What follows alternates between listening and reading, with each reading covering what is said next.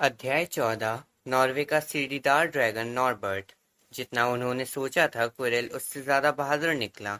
आने वाले सप्ताहों में वह पीला और दुबला जरूर होता जा रहा था, परंतु ऐसा नहीं लग रहा था जैसे उसने हार मान ली हो। हर बार तीसरी मंजिल के गलियारे से गुजरते समय हैरी, रॉन और हरमाइनी दरवाजे पर कान लगाकर ये जांच करते थे कि फ्लफी अब भी अंदर गुर्रा रहा है या नहीं। स्नेप अपने बुरे मूड में भन्नाता घूम रहा था, जिसका निश्चित रूप से ये मतलब था कि पत्थर अब भी सुरक्षित था। इन दिनों हैरी जब भी क्विरल के पास से गुजरता था तो वह उत्साह बढ़ाने वाले अंदाज में मुस्कुरा देता था, और रॉन ने सबसे ये कहना शुरू कर दिया था कि वे क्विरल के हकलाने की हंसी न उड़ाएं। बहरहाल हरमाइनी के दिमाग में पारस पत्थर के अलावा और भी बहुत सी चिंताएं थीं। उसने अपने रिवीजन का टाइम टेबल बनाना शुरू कर दिया और वह अपने नोट्स की कलर कोडिंग करने लगी। हैरी और रॉन को इस बात का बुरा नहीं लगता। उन्हें परेशानी इस बात से थी कि हरमाइनी ऐसा करने के लिए उनसे बार बार कहती थी। हरमाइनी, परीक्षाएं बरसों दूर हैं। 10 सप्ताह, हरमाइनी ने पलटकर जवाब दिया। ये बरसों दूर नहीं है। निकोलस फ्लेमेल के लिए तो ये 1 सेकंड की तरह है। परंतु हम लोग 600 साल के नहीं हैं, रॉन ने उसे याद दिलाया। वैसे भी तुम रिवीजन क्यों कर रही हो? तुम्हें तो सब पहले से ही आता है। रिवीजन क्यों कर रही हूँ? क्या तुम पागल हो गए हो? क्या तुम्हें एहसास है कि सेकंड ईयर में जाने के लिए इस परीक्षा में पास होना जरूरी है?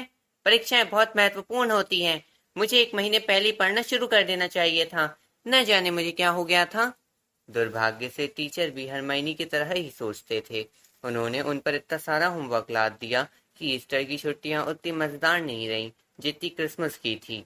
आराम से बैठना मुश्किल था जब हरमाइनी आपके बगल में बैठकर ड्रैगन के खून के 12 प्रयोग याद कर रही हो या छड़ी घुमाने की प्रैक्टिस कर रही हो। गहरी सांस छोड़ते हुए तथा उबासी लेते हुए हैरी और रॉन ने अपने ज्यादातर खाली समय उसके साथ लाइब्रेरी में बिताया और ढेर सारा होमवर्क करने की कोशिश की। मुझे ये कभी याद नहीं होगा, एक दोपहर रॉन अचानक अपनी कलम फेंकते हुए बोला और हसरत भरी निगाह से लाइब्रेरी की खिड़की के बाहर देखने लगा। महीनों बाद इतना सुहाना मौसम था। आसमान साफ और मुझे मत भूलना जैसा नीला था, तथा हवा गर्मी के आने का संकेत दे रही थी। हैरी 1000 जड़ी बूटियां और फफूंदियों में टिटैनी ढूंढ रहा था, और उसने तब तक ऊपर नहीं देखा जब तक रॉन ये नहीं बोला, हैग्रिड, तुम लाइब्रेरी में क्या कर रहे हो? हैग्रिड सामने आया। उसने अपनी पीठ के पीछे कुछ छुपा रखा था। वह छछूंदर की खाल के ओवरकोट में गलत जगह पर दिख रहा था। बस यूं ही देख रहे थे, उसने खिसियानी आवाज में कहा, जिस वजह से उनकी रुचि तत्काल जाग गई। और तुम लोग क्या कर रहे हो? अचानक वह उन्हें शंका भरी नजरों से देखने लगा। कहीं अब भी निकोलस फ्लेमेल के बारे में तो नहीं खोज रहे हो? क्यों? अरे, हमने सदियों पहले पता लगा लिया है कि वह कौन है, रॉन ने शान झाड़ते हुए कहा। और हम ये भी जानते हैं कि कुत्ता किस चीज की रखवाली कर रहा है। वह पारस पत्थर। श्श! हैग्रिड ने चारों तरफ तत्काल देखते हुए कहा कि कोई सुन तो नहीं रहा। उसके बारे में चिल्लाते मत फिरो। तुम्हें हो क्या गया है? हैरी बोला। दरअसल हम तुमसे ये पूछना चाहते थे कि फ्लफी के अलावा और कौन सी चीजें पत्थर की रखवाली कर रही हैं। शिश! हैग्रिड ने दोबारा कहा। सुनो, हमसे बाद में मिलो। हम ये वादा तो नहीं करते कि हम तुम्हें कुछ बताएंगे, परंतु तुम लोग यहाँ पर हल्ला मत मचाओ। विद्यार्थियों को ये मालूम नहीं होना चाहिए। लोग सोचेंगे कि हमने तुम्हें बताया है। बाद में मिलते हैं, हैरी ने कहा। हैग्रिड वहां से पैर पटकते हुए चला गया। उसने अपनी पीठ के पीछे क्या छुपा रखा है? हरमाइनी सोचते हुए बोली। क्या तुम्हें लगता है इसका उस पत्थर से कोई संबंध है? मैं देख कर आता हूँ कि वह लाइब्रेरी के किस हिस्से में गया था, रॉन ने कहा, जिसका मन अब पढ़ाई से ऊब चुका था। 1 मिनट बाद वह अपने हाथ में किताबों का गट्ठर लेकर लौटा और उसे टेबल पर पटक दिया। ड्रैगन, वह बुदबुदाया। हैग्रिड ड्रैगन पर लिखी किताबें देख रहा था। जरा इन पर नजरें डालो। ग्रेट ब्रिटेन और आयरलैंड की ड्रैगन प्रजातियां, अंडे से शैतान तक, ड्रैगन मालिक की मार्गदर्शिका। हैग्रिड हमेशा से ड्रैगन पालना चाहता था। उसने मुझे ये बात तब बता दी थी जब मैं उससे पहली बार मिला था, हैरी ने कहा। परंतु ये गैर कानूनी है, रॉन ने कहा। सब जानते हैं कि 1709 के वॉरलॉक सम्मेलन में ड्रैगन पालना गैर कानूनी घोषित कर दिया गया है। अगर हम अपने घर के पीछे के बगीचे में ड्रैगन रखेंगे तो मगलुओं से खुद को छुपाना मुश्किल हो जाएगा। वैसे भी आप ड्रैगनों को कभी पालतू नहीं बना सकते। ये छिपाना खतरनाक है। तुम्हें देखना चाहिए कि चार्ली रोमानिया में जंगली ड्रैगनों के कारण कितनी जगह जला है। परंतु ब्रिटेन में तो जंगली ड्रैगन नहीं है, हैरी ने पूछा। बिल्कुल हैं, रॉन ने कहा। सामान्य वेल्श ग्रीन और हेब्रेडियन ब्लैक। और मैं तुम्हें बताता हूँ, जादू मंत्रालय को उन्हें छुपाने के लिए बहुत काम करना पड़ता है। हमें उन मगलुओं पर जादू करना पड़ता है जिन्होंने ड्रैगन देखा है, ताकि वे उसे भूल जाएं। तो फिर हैग्रिड क्या करना चाहता है? हरमाइनी ने पूछा। जब उन्होंने 1 घंटे बाद रखवाले की झोपड़ी का दरवाजा खटखटाया तो उन्हें देखकर आश्चर्य हुआ कि सभी पर्दे बंद थे। हैग्रिड ने पूछा, कौन है? इसके बाद ही उसने उन्हें अंदर आने दिया और उनके अंदर घुसते ही दरवाजा जल्दी से बंद कर लिया। अंदर बहुत ज्यादा गर्मी थी। हालांकि आज काफी गर्मी थी, इसके बावजूद अंगीठी में आग धधक रही थी। हैग्रिड ने उनके लिए चाय बनाई और उन्हें सैंडविच दिए, जिन्हें लेने से उन्होंने मना कर दिया। तो तुम हमसे कुछ पूछना चाहते थे? हाँ, हैरी ने कहा। घुमा फिराकर पूछने से कोई फायदा नहीं था। हम सोच रहे थे कि क्या तुम हमें बता सकते हो कि फ्लफी के अलावा पारस पत्थर की रक्षा और कौन कर रहा है? हैग्रिड ने उसकी तरफ घूर कर देखा। बिल्कुल नहीं, हम तुम्हें नहीं बता सकते, उसने कहा। पहली बात तो ये कि हम खुद ही नहीं जानते। दूसरी बात, तुम लोग पहले से ही बहुत कुछ जान चुके हो, इसलिए अगर हम बता भी सकते तो भी तुम्हें कुछ नहीं बताते। वह पत्थर यहाँ पर एक बहुत अच्छे कारण से है। उसे ग्रीन गॉड से लगभग चुरा लिया गया था। हमें लगता है तुमने पहले ही ये अंदाजा लगा लिया होगा। वैसे हम ये नहीं समझ पा रहे हैं कि तुम्हें फ्लफी के बारे में पता कैसे चला। हैग्रिड, रहने भी दो। तुम हमें बताना ही नहीं चाहते, वरना तुम तो हर बात जानते हो। यहाँ जो होता है उसके बारे में तुम्हें सब पता रहता है, हरमाइनी ने चापलूसी भरी भावुक आवाज में कहा। हैग्रिड की दाढ़ी हिली और वे समझ गए कि वह मुस्कुरा रहा है। हम तो सिर्फ ये सोच रहे हैं कि रखवाली का इंतजाम किस किसने किया है, हरमाइनी ने कहा। हम सोच रहे थे कि डंबलडोर ने मदद लेने के लिए तुम्हारे अलावा और किस पर भरोसा किया होगा। इन शब्दों को सुनकर हैग्रिड का सीना गर्व से फूल गया। हैरी और रॉन हरमाइनी की तरफ देखकर मुस्कुराए। अच्छा, हमें नहीं लगता कि तुम्हें ये बताने से कोई नुकसान हो सकता है। देखो, उन्होंने फ्लफी हमसे उधार लिया और फिर कुछ टीचर्स ने जादू किया। Professor Sprout, professor Flitwick, professor McGonagall. उसने उनकी गिनती उंगलियों पर की। प्रोफेसर क्वेरेल, और जाहिर है डंबलडोर ने खुद भी कुछ किया है। परंतु ये क्या, हम किसी का नाम भूल गए। अरे हाँ, प्रोफेसर स्नेप। स्नेप? हाँ, तुम कहीं अब भी तो गलतफहमी में नहीं हो? देखो, इसने पत्थर को चुराने की फिराक में नहीं है। उन्होंने तो इसकी रक्षा करने में मदद की है। हैरी जानता था कि रॉन और हरमाइनी भी वही सोच रहे होंगे जो वह सोच रहा था। अगर पत्थर की रक्षा के इंतजाम करते समय स्नेप मौजूद था तो उसे ये आसानी से पता चल गया होगा कि बाकी टीचर्स ने उसकी सुरक्षा के लिए कौन से इंतजाम किए थे। शायद वह हर चीज जानता था, सिवाय कुरिल के मंत्र और फ्लफी को पार करने के तरीके को छोड़कर। तुम इकलौते इंसान हो जिसे ये पता है कि फ्लफी को कैसे पार किया जाए, क्यों हैग्रिड? हैरी ने चिंता भरे स्वर में पूछा। और तुम ये बात किसी को नहीं बताओगे, है ना? किसी टीचर को भी नहीं? हमारे और डंबलडोर के अलावा ये बात किसी को भी नहीं मालूम, हैग्रिड ने गर्व से कहा। तब तो बहुत अच्छा है, हैरी दूसरों के सामने बुदबुदाया। हैग्रिड, क्या हम खिड़की खोल सकते हैं? मैं उबल रहा हूँ। नहीं खोल सकते हैरी, सॉरी, हैग्रिड ने कहा। हैरी ने देखा कि हैग्रिड आग के अंदर झांक रहा था। हैरी ने भी उसमें देखा। हैग्रिड, वो क्या है? परंतु वह पहले से ही जानता था कि वो क्या था। आग के बीचों बीच केतली के नीचे एक बड़ा काला अंडा था। आह, हैग्रिड ने घबराहट में अपनी दाढ़ी से खेलते हुए कहा। वह वह तो ओह, तुम्हें ये कहाँ मिल गया हैग्रिड? रॉन ने कहा और आग के पास जाते हुए अंडे को गौर से देखा। ये तो बहुत महंगा होगा। हमने इसे शर्त में जीता है, हैग्रिड बोला। कल रात हम गांव में कुछ पैक पीने गए थे और वहां एक अजनबी के साथ ताश खेलने लगे। हमें लगता है कि वह इससे छुटकारा पाकर बहुत खुश था, कसम से। परंतु जब अंडा फूटेगा तब तुम क्या करोगे? हरमाइनी ने कहा।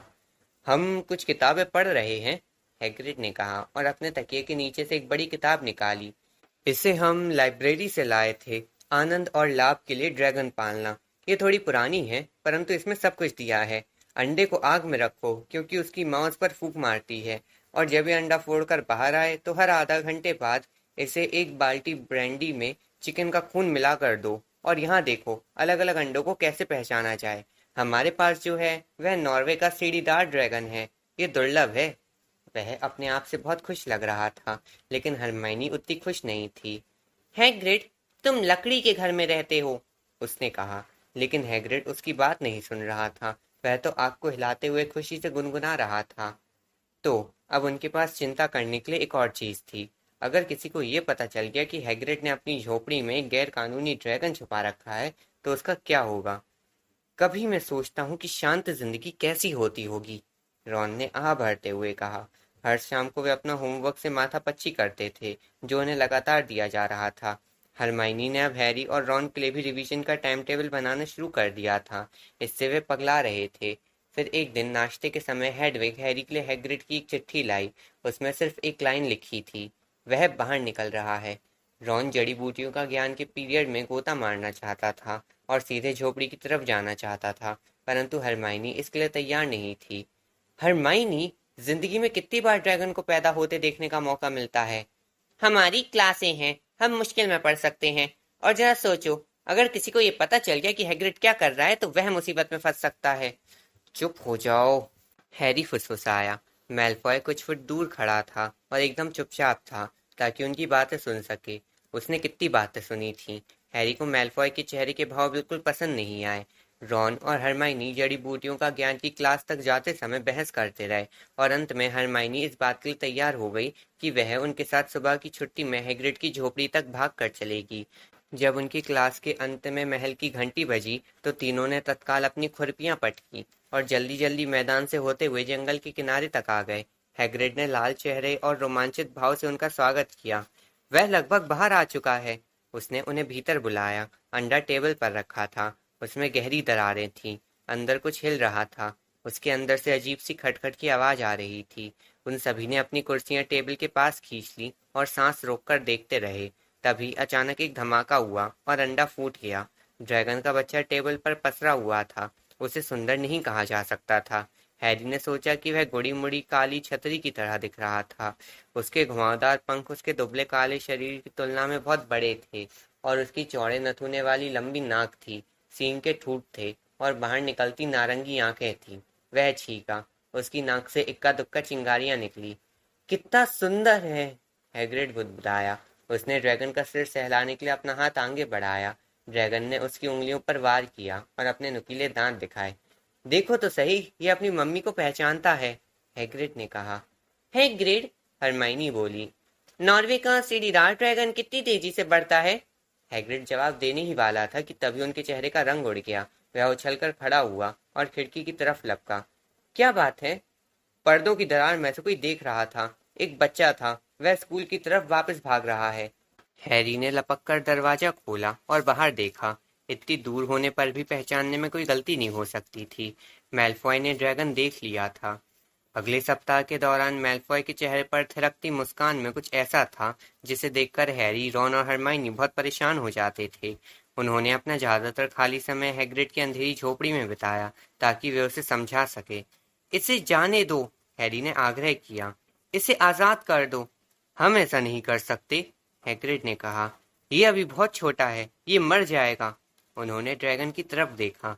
वह एक सप्ताह में ही 3 गुना लंबा हो चुका था। उसके नथुनों से धुआं निकलता रहता था। हैग्रिड रखवाली के काम नहीं कर पा रहा था, क्योंकि वह तो ड्रैगन को संभालने में ही पूरी तरह व्यस्त रहता था।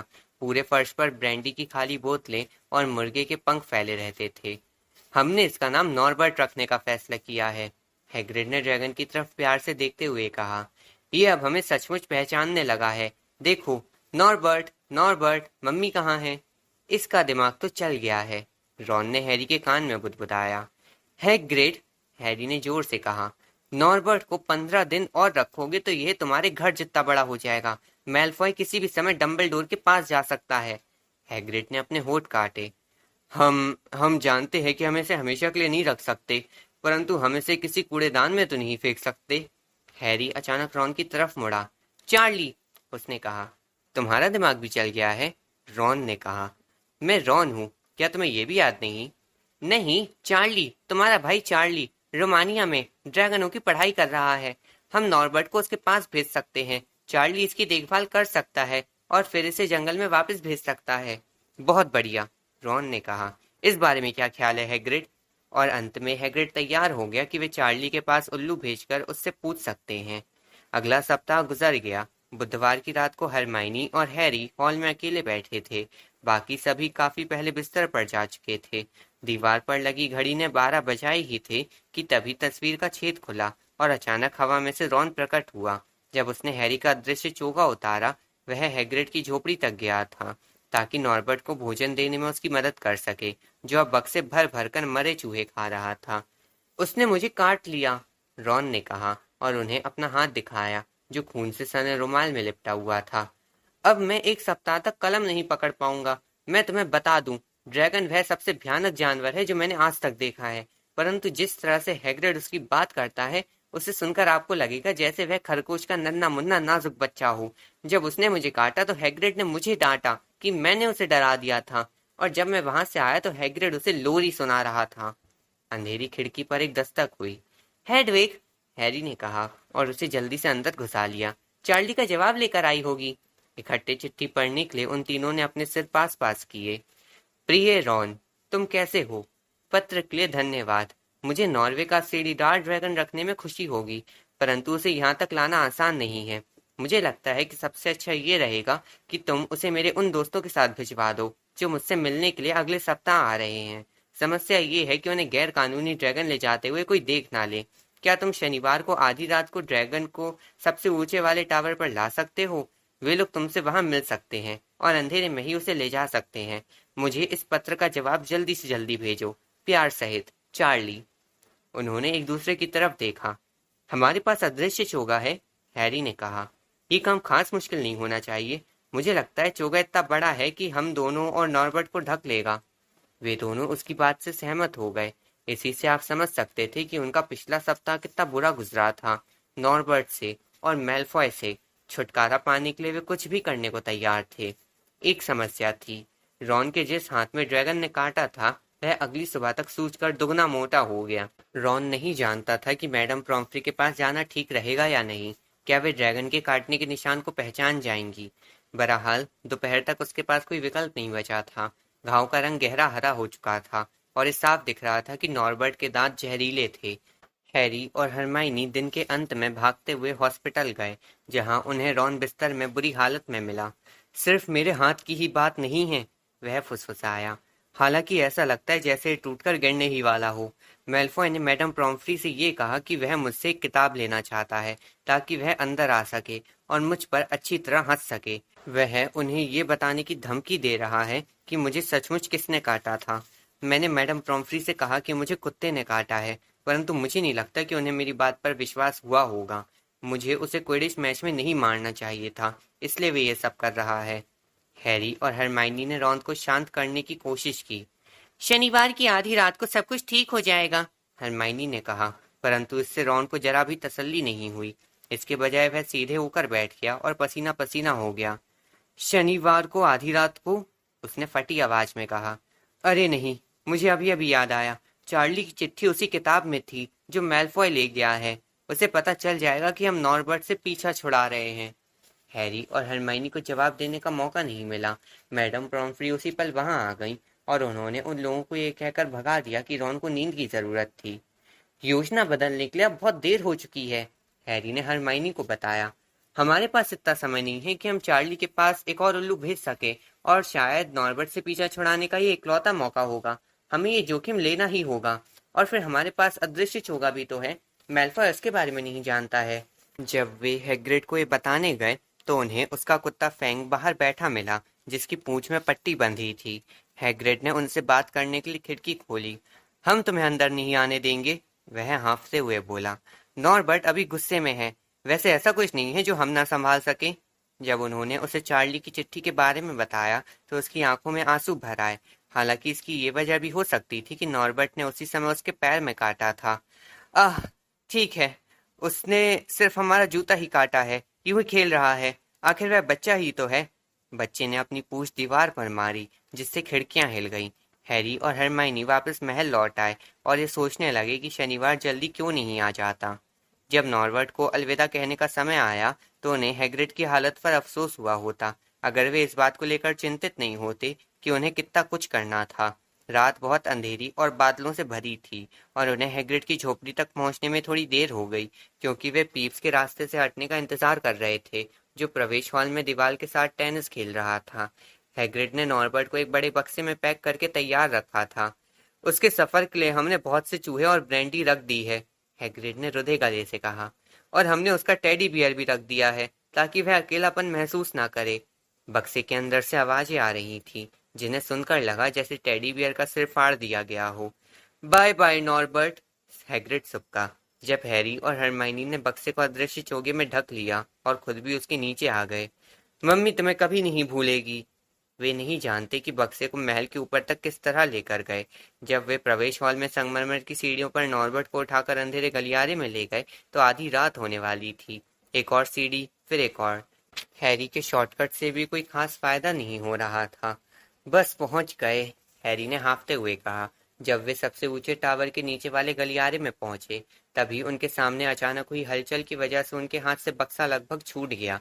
वे ये भूल गए थे कि वे पहले से ही अदृश्य थे, इसलिए वे छाया में दुबक गए और दो लोगों की परछाइयों को घूरते रहे, जो उनसे 10 फुट दूरी पर गुत्थम गुत्था थीं। एक लैंप जल रहा था। प्रोफेसर मैगोनिगल चौकड़ी वाला ऊनी ड्रेसिंग गाउन पहने थी। उनके बाल जूड़े में जाली से बंधे थे और उन्होंने मैलफॉय का कान पकड़ रखा था। डिटेंशन, वे चिल्लाई। और नाक शक्ति के 20 पॉइंट कम हो गए। आधी रात को बाहर घूम रहे हो, तुम्हारी हिम्मत कैसे हुई?